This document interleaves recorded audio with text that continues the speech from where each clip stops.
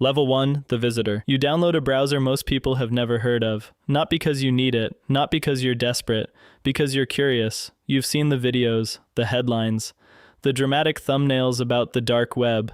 It sounds like a hidden world, a secret layer of the internet where normal rules don't apply.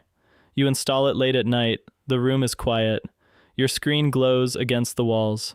The first thing you notice is how unimpressive it looks.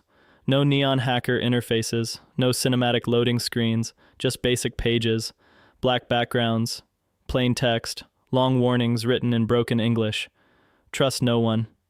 Use escrow. Law enforcement everywhere. You click through directories, forums about privacy, forums about hacking, forums about drugs, forums selling things that make you pause for a second longer than you expected. Nothing jumps out at you. No one welcomes you. No one knows you're there. You are invisible, and that's what makes it interesting. You read threads where people argue about scams. You see vendors accusing buyers, buyers accusing vendors, everyone accusing everyone of being undercover. Every new account is treated like a threat. You don't make money, you don't message anyone, you don't post, you just observe. You learn something quickly. This world doesn't run on chaos, it runs on rules, unwritten ones. Reputation is currency, paranoia is survival, anonymity is fragile. You close your laptop, you tell yourself that was enough, just curiosity satisfied, but the next night you open it again, because you want to see what else is there. And this time, you create a username. Level 2. The Lurker. You have a username now. It doesn't mean anything, no profile picture, no bio, no history, just a string of letters and numbers that could belong to anyone, or no one. You log in the next night.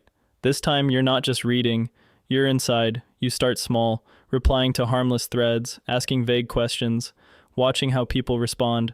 They don't welcome you, they test you. New account, low rep, Fed, scammer. Every message feels like a background check. You learn quickly, don't overshare, don't ask direct questions, don't sound eager. Eagerness looks suspicious. You spend hours reading vendor reviews, 5-star ratings, 3-star warnings, long complaint threads about packages that never arrived. You realize something important. This world runs on reputation scores. Numbers next to usernames determine survival. A vendor with 1,000 positive reviews can charge double. A vendor with 0 reviews is either new or bait. You watch disputes unfold in real time. A buyer claims he got nothing. The vendor posts tracking proof. Screenshots fly back and forth. Moderators step in. Escrow holds the funds. You learn the mechanics. No one ships without escrow. No one releases funds early. No one trusts promises. Trust is algorithmic here, not emotional.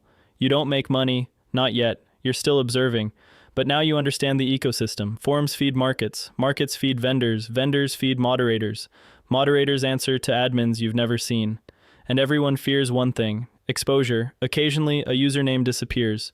No goodbye post, no explanation, just gone. Sometimes rumors follow. Arrested in Germany. Server seized. Exit scammed. Sometimes nothing follows at all. Silence is common here. Silence is survival. You begin spending more time online than offline. You start thinking in usernames instead of real names. You refresh threads compulsively. You watch for patterns. You start to notice that some accounts defend each other.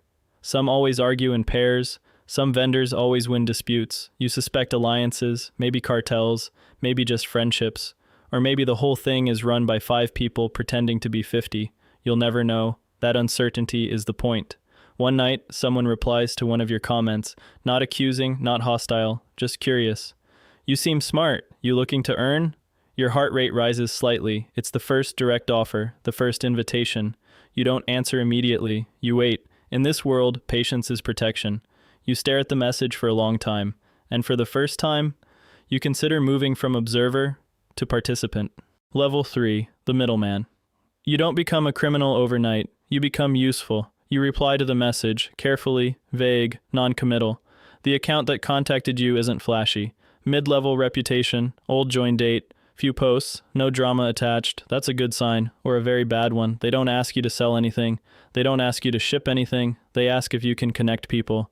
Referrals. You already know who's trusted. You've spent weeks watching. You know which vendors deliver. You know which buyers pay fast. You introduce them. You don't touch product. You don't touch data. You just move information. First deal, $300. Your cut, 5%.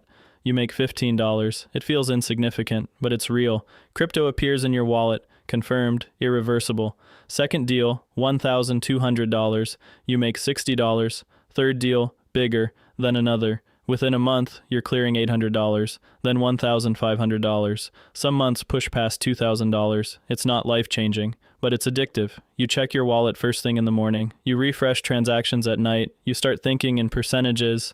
You begin tracking who pays on time, who causes disputes, who brings repeat buyers. You realize something.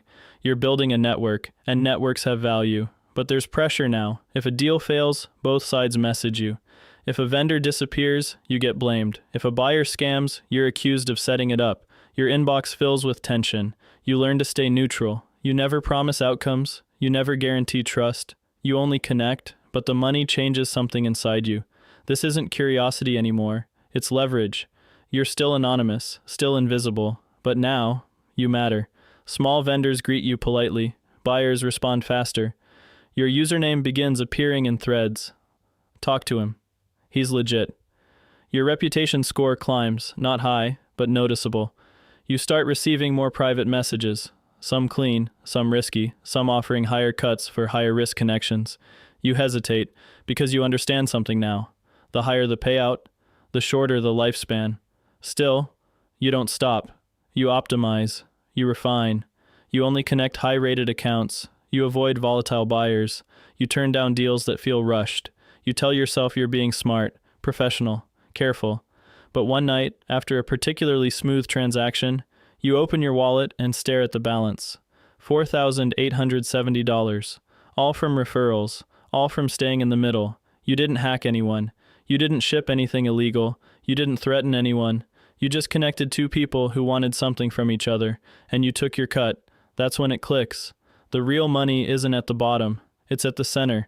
And for the first time, you start wondering how big the center can get. Level 4, the verified vendor. You stop being the middle. You become the source. Not physical product, not something that requires shipping. Something digital, scalable, repeatable. You study what sells. You study what gets vendors banned. You study dispute patterns. You notice something. The vendors who last aren't the loudest. They're the most reliable. So you build slowly. You launch under a new name. Fresh account, clean branding. No connection to your middleman profile. You offer something simple at first. Low price, high delivery rate, fast response times. The first week, nothing happens. Then one order, then 3, then 10. You over-deliver. You include extra. You respond within minutes. You refund small complaints instantly. You protect your rating like it's oxygen. Because here, reputation is survival. After 3 months, you hit 100 sales, 5 stars, detailed positive reviews. Your monthly revenue crosses $12,000, then $18,000. Some months spike past $30,000. It doesn't feel real. You're making more than you ever did legally, and you never leave your apartment. But now the pressure is constant. Customers expect perfection. Competitors try to undercut you. New vendors copy your listing descriptions word for word. You report some. You ignore others. You stay focused on consistency. But something changes inside you. You start checking for mirrors, for reflections in black screens, for noises in the hallway. You stop using your real Wi-Fi. You use public networks. Then you stop doing that too. You move apartments. You delete old emails. You wipe hard drives. Not because something happened, because something could. You watch older vendors vanish, high reputation, thousands of sales, gone overnight, arrested, doxxed, or exit scammed. You don't know which is worse. You start holding more funds in cold storage. You memorize seed phrases. You stop telling even close friends where you live. You don't explain your income. You don't explain your schedule. You live at night. You sleep at dawn. Your world shrinks to one glowing screen, one dashboard, one reputation score that now determines your survival. Then one day, a moderator messages you, interested in helping with disputes? You read it twice, because this isn't just income anymore. It's access. And access is where real power begins. Level 5, the moderator. You accept, not immediately. You wait 12 hours before replying. In this world, urgency looks desperate. Desperation looks suspicious. You respond with one sentence. I'm interested.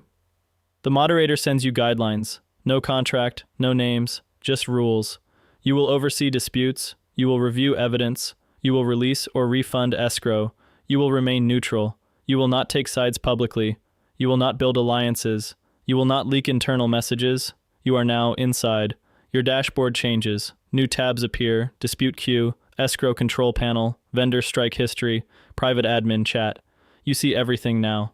Orders in progress, complaints before they go public, vendors begging for extensions, buyers threatening chargebacks. You start small, one dispute, a $900 transaction. The buyer claims partial delivery. The vendor posts screenshots. You analyze timestamps, wallet confirmations, message logs. You decide, funds released, vendor wins. The buyer sends you a private insult. The vendor sends you a private thank you. You ignore both.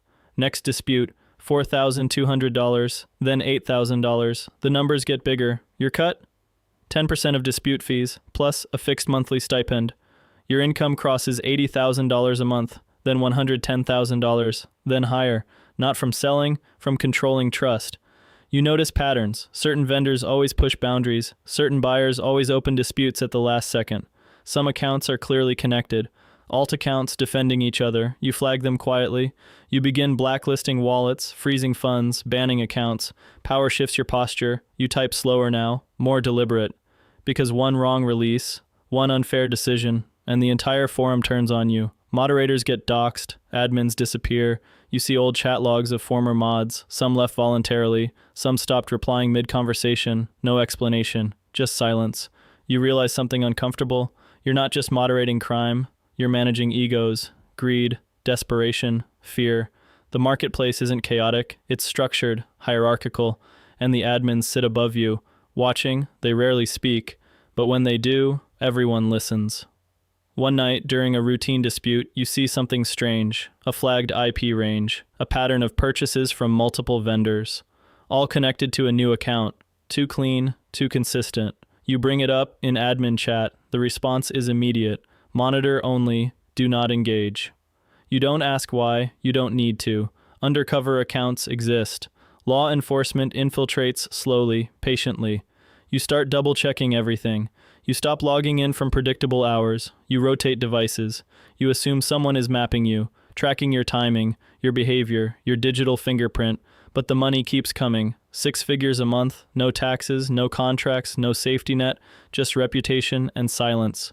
You're no longer at the edge. You're in the control room, and above you, there's still another layer, the administrators, the ones who own the servers, the ones who control escrow at scale, the ones who decide when a market lives and when it vanishes. You start wondering what that layer looks like and whether it's safer or deadlier. Level 6, the administrator. The owner disappears. No warning, no announcement. One morning, the admin account simply stops responding. Panic spreads in private chats. Moderators argue, vendors demand clarity, buyers threaten withdrawals. The market processes $8 million a month. If it goes down, everyone loses. A vote happens quietly. You're chosen. Not because you're the oldest, because you're stable, reliable, predictable. Your access changes overnight. Server logs, cold wallets, escrow master keys, back-end analytics. You see the real numbers now. Not revenue, volume, millions flowing daily. Your cut drops to 4%. Smaller percentage, bigger base, over $300,000 a month, sometimes $400,000. You don't celebrate, you secure, you rotate servers, you move hosting across jurisdictions, you enforce stricter vendor vetting, 2-factor authentication mandatory, escrow limits adjusted, you remove vendors who feel reckless, some protest publicly, you ban them, the market stabilizes, but attacks increase, DDoS attempts, phishing clones, fake seizure notices posted by rivals. You respond fast. You issue statements, calm, controlled, professional. Behind the scenes, you sleep less. You monitor uptime graphs at 3 a.m. You memorize backup procedures. You split escrow funds across layered wallets. Cold storage holds tens of millions now. Not yours, not yet. Just temporarily under your control. That's the dangerous part. Control creates temptation. You study past markets. Silk Road, Alphabet, Hansa, all seized. Admins arrested, some extradited, some disappeared. You don't plan an exit, not yet, but you calculate one, quietly. You begin separating personal reserves from market funds, small movements, invisible patterns. You trust no one, not moderators, not developers, not even yourself at 2 a.m., because power changes people. And now, you are the layer others fear. But above every administrator, there's still one final decision. when to vanish, and who to take with you. Level 7, the enforcer. Markets don't collapse because of hackers. They collapse because of people. Greed, ego, desperation. A top vendor starts cutting corners. Late deliveries, partial shipments, excuses in disputes. You freeze his escrow. $180,000 locked. He messages you instantly, angry first, then polite, then threatening. He claims he'll leak internal chats, expose moderators. You don't argue. You post proof of his failed deliveries, quietly, publicly. His rating collapses in hours. You ban him. Funds redistributed. The message is clear. You control consequences. Another case. A buyer refuses to release $12,000 in escrow. Claims quality issues. Evidence shows full delivery. You blacklist his wallet, ban all linked accounts. He disappears, reputation destroyed. No one trades with him again. It becomes routine. Freeze, release, ban, escalate. But something shifts. You receive your first real threat, not online. A photo, sent through encrypted chat, your apartment building, from outside. Old photo, new one, you don't know. You don't respond. You don't panic. But you move again. Different city, different lease. Cash only. You reduce public communication. No more announcements. No more debates. Moderators handle noise. You handle enforcement. Your monthly personal reserve passes $1 million. Liquid. Untouched. But money stops feeling like reward. It feels like insurance. You start seeing betrayal everywhere. Moderators forming side deals. Vendors coordinating pricing. Buyers running small fraud rings. You monitor more. Trust less. Because enforcement isn't about punishment, it's about fear, and fear keeps markets stable. But fear spreads upward too. You realize something. If you can freeze $180,000 without hesitation, someone above you can freeze everything, every wallet, every server, every identity. Power scales both directions, and the higher you sit, the further you can fall. Level 8, the architect. You start thinking about leaving, not because you're afraid, because you're smart. Every major market ends the same way. Seized, infiltrated, or betrayed from within. You study the timelines, the warning signs, increased phishing attempts, sudden moderator arrests, vendors cashing out early. You begin preparing quietly, no announcement, no sudden moves. You adjust escrow structures. You increase withdrawal limits for liquidity. You introduce temporary maintenance windows. You test how fast users panic. The numbers are enormous now, tens of millions moving through your wallets monthly. At any given moment, you control more money than most companies. None of it legally yours. All of it one decision away. You start separating funds, small percentages at a time, layered transfers, different wallets, different chains, invisible patterns, no one notices. Moderators are distracted, vendors are busy, buyers don't read back-end changes. You tell yourself it's contingency planning, just in case. But deep down, you know, you're designing an exit. One night, you run the numbers. If you flip the switch during peak volume, escrow holds $22 million, liquid, untouched. You hesitate. Because once you do it, there's no coming back. No apology post, no recovery, just silence. You picture headlines. Major dark web marketplace exit scams users. You picture investigations. Blockchain analysts tracing movement, undercover agents reviewing logs. You picture moderators realizing too late. Some will suspect you, some will be arrested instead. You don't enjoy that thought, but you don't dismiss it either. Greed and survival start sounding identical. You accelerate transfers. Slightly larger now, still subtle, still buried inside normal activity. Then one morning, you wake up and decide, not emotionally, not impulsively, strategically. You schedule a server migration, you lock withdrawals, you close registration, you post a calm announcement, temporary maintenance, funds safe, then you disconnect the servers, one by one. Escrow wallets move, cold storage empties, accounts freeze, the marketplace goes dark, forums explode, accusations everywhere, scam, betrayal, federal seizure. You don't respond. You're already somewhere else. Different apartment, different country, different name. You watch the chaos from a clean device. Wallet balance, $19.4 million, less than projected. Still enough, more than enough, for now. But the moment the site disappears, you stop being an administrator. You become a target. And targets don't sleep well. Level 9. The target. The first article appears 2 weeks later. Major dark web marketplace disappears. Speculation only. No names, no suspects. You tell yourself you're safe. Then a second headline drops. International task force investigating multi-million-dollar crypto transfers. That one feels closer. Blockchain analysts publish wallet clusters, patterns, flow diagrams, red arrows connecting addresses. You search your known wallets. 2 are mentioned, not directly tied to you, but close enough to make your pulse spike. You move again. New country. Short-term rental. Cash only. You stop using delivery apps. You stop using ride shares. Every routine feels traceable. You read about a former admin extradited from a country that didn't cooperate. You realize cooperation changes when enough money is involved. One night, an old moderator is arrested. Photos circulate, blurry courthouse steps, handcuffs. You stare at the image longer than you should, because he doesn't know anything, not your real name, not your location. But pressure makes people talk. You assume logs were captured. You assume chat backups exist somewhere. You assume someone is mapping everything backward. You check your reserves. Some exchanges froze accounts tied to certain wallet paths. You lose $2.3 million overnight. No warning, no appeal. You're still wealthy. But now the money feels fragile. You stop thinking in totals. You think in survivable amounts. You rotate devices again. Destroy one. Buy another with cash.